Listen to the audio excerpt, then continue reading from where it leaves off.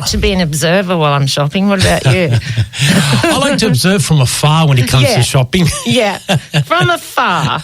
Yeah, I prefer to stay at home, let someone else do it. But, observing, eh? Yeah. It's one of those things. I think that's what we're going to talk about today. We are, aren't we?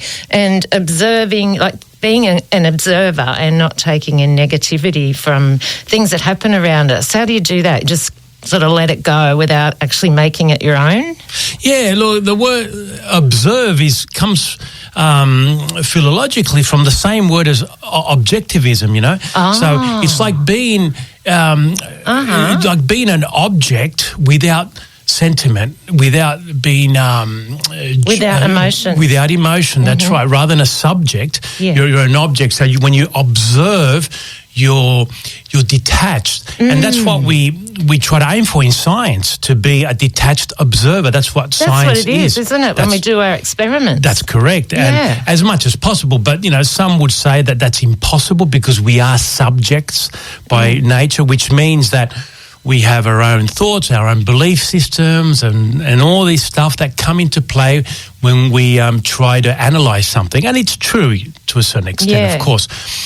But science has got us pretty far, I think. So it does work in some ways, and we can utilise that in our daily life as well. Yeah, because I remember in high school it was observation. What was it? Aim, method, and observation, I think. That's the process. That's correct. Yeah. That's what we call in research methods in psychology as well. I've done 2 years of research methods at university. I did it now, or else I probably wouldn't have studied psychology. Everyone got surprised when we had to do all these statistics and all that in a humanities subjects like psychology. But it's for our discipline, it's important because we do take averages of things, of how people behave and all these things. So statistics are important, but it's not everything, of course. There is human nature and all this stuff that is fluid, isn't it, that you can't pin down. And so that's why I've always loved psychology, because despite it being some form of science, there's also that creativity and that that humanities of it, like literature and so forth, and art, that allows you to use your imagination and to surprise you every now and then. Yeah. And what about philosophy of observation? Does it go? Is there any philosophical? Oh, yeah.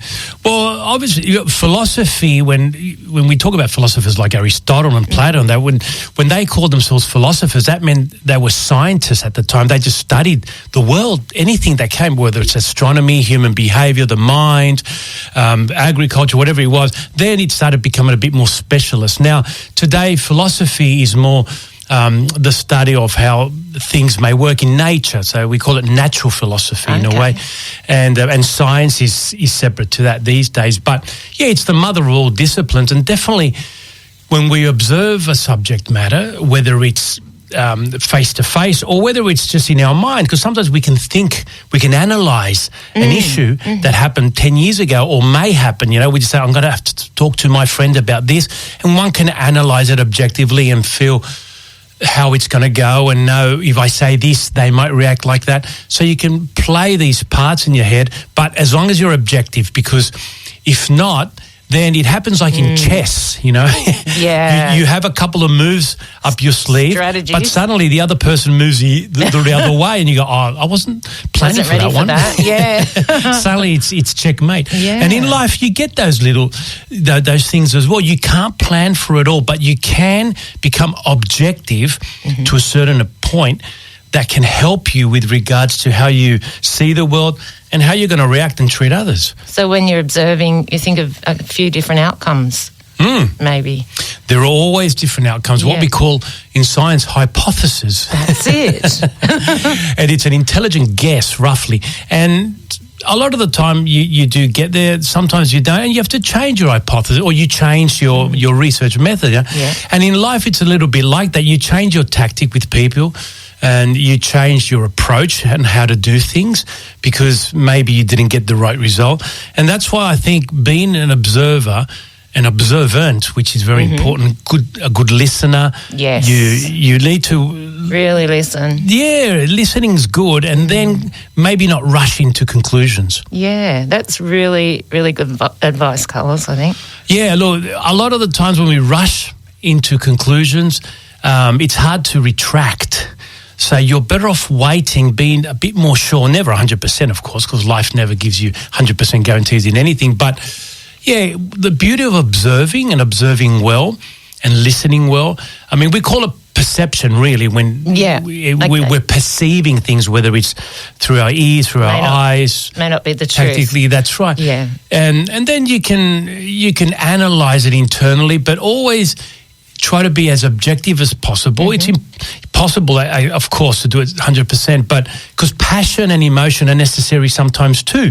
Sometimes you have to be passionate for something. And that's part of your character. That's right, yeah. But there are situations where you will get a better result by being objective rather than subjective. Rather than being judgmental as well. I suppose that's another thing. Yeah, I know. It's hard, isn't it? Because we see things and we already have an opinion. Yeah, it colours the way we see things, the way someone's dressed. Remember we talked about dress a while ago, and the way someone talks, or and every now and then you get surprised. You go, "Wow," that person was so different to what I thought. Yeah, that's right. Initially, that's why give people a chance, and then if they disappoint you, I think that's when you can intervene. But it's always good to start from a clean canvas.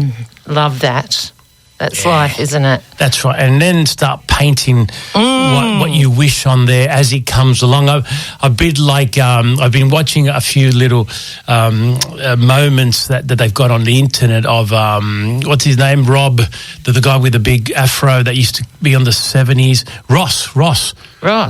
Bob Ross. Oh. Yeah, he used to have this show in the 70s. He had to have an afro, and he used to paint, and he used to talk very calmly, and it's going around the internet these days because he's such a great character. He's soothing, and he's a wonderful painter too. But plus, he had a really difficult life, and it comes across the way he talks and treats people, and it's one of those things. And one of his favourite sayings was, "There's no such thing as mistakes, just happy accidents." I love it.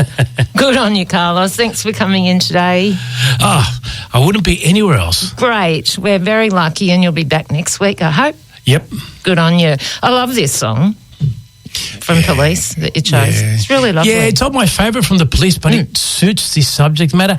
And I know Sting hates this song. Maybe, does he? But I'm thinking, like, it's probably the song that's given him more money. Yeah. And so I'm thinking, if you had it that much, why don't you give all your money back? Money back. Give it to me. That would be a good start.